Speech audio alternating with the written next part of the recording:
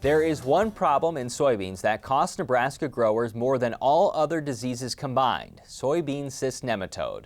As you'll hear in a minute, SCN has now been found in more than half of the state's counties. In 2013, Nebraska farmers submitted over 1,000 soil samples to UNL. 2 of the 5 highest SCN egg counts came from Rock County, with the other 3 coming from Knox, Antelope, and Cumming. UNL Extension educator John Wilson joined us near Tacoma Wednesday to discuss sampling and managing this expensive problem. Well, we've identified it in 56 counties now, basically the eastern half to 2/3 of the state. Furthest west we found it has been out around McCook.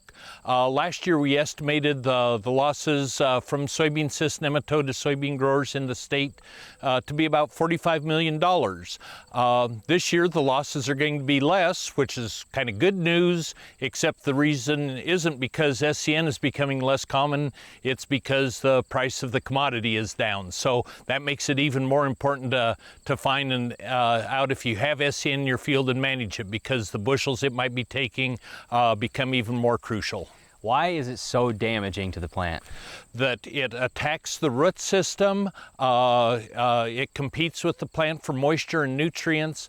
It isn't something that's easy to see. Like this field right here, we've been in fields that looked this good or better and had 20 to 30% yield loss when we looked at resistant compared to susceptible varieties. Is that all in one year, or can the yield slowly go down over time? Usually that's the first sign that people will see that to know that they have a problem.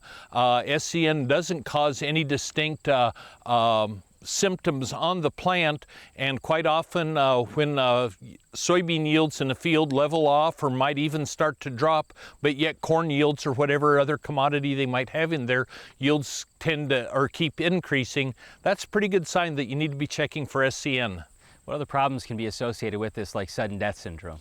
That where the soybean cyst nematode will attack the roots, it opens up areas on the root that some of these other diseases, such as sudden death syndrome or brown stem rot, can enter the plant. Now we can have a field with SCN that has no sudden death syndrome. We can have a field that has sudden death syndrome and no SCN. But if we have SCN in a field or part of a field, that field or part of the field will be more likely to have SDS, or it will be more severe in those areas where SCN is present. Why is now a good time to sample?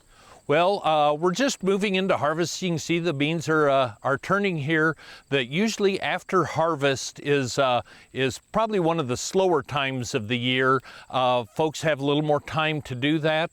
They're frequently taking samples for their fertilizer recommendations for the following year anyway. So a lot of times what I'll recommend is they just take a few more cores, mix up the sample, split it, send half in for fertility, half in for SCN analysis. One other reason is that right after harvest, those poor yielding spots in your field are still fresh in your mind. We had the west end of the field that didn't yield as well, and it's not a different soil type. It didn't have herbicide injury or any other factor that might reduce yields. When we have things like that, or looking at our yield maps, we can kind of identify those areas where we might want to be checking for SCN in a field. Because it can be so spotty, how do you make sure that you get a representative sample and are able to find it? What we want to do is, first off, if we have a field and we don't have any reason to suspect that it's there, we just want to make sure that we do a good job of collecting samples throughout the field, kind of make a zigzag pattern back and forth across the field, take a minimum 15 to 25 cores, mix them all together so we hit those all areas of the field.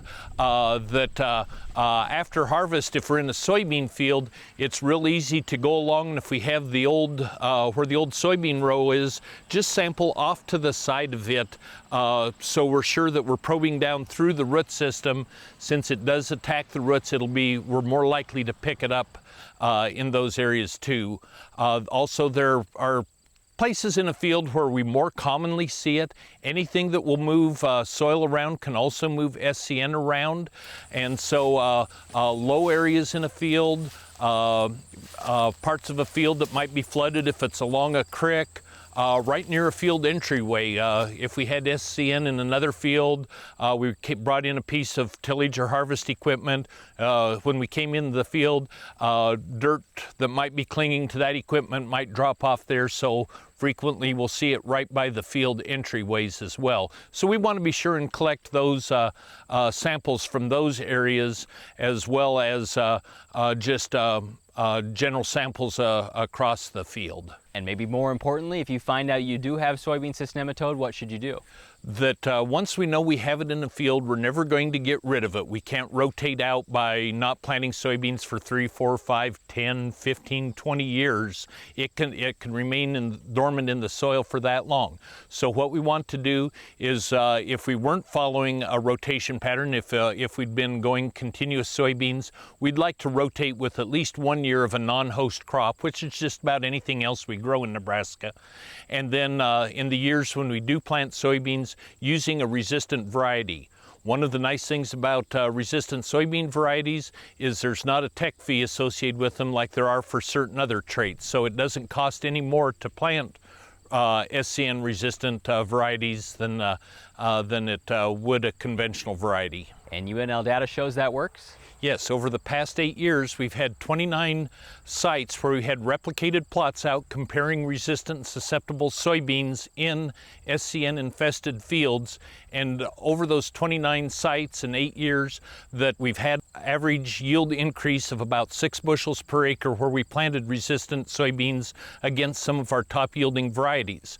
What's interesting about that is we also planted the same varieties, susceptible and resistant, in non-infested sites, and over that same time period, we only had about a 2 bushel yield advantage to the susceptible varieties, which shows that our resistant varieties are on the same level yield potential with our top-yielding susceptible varieties.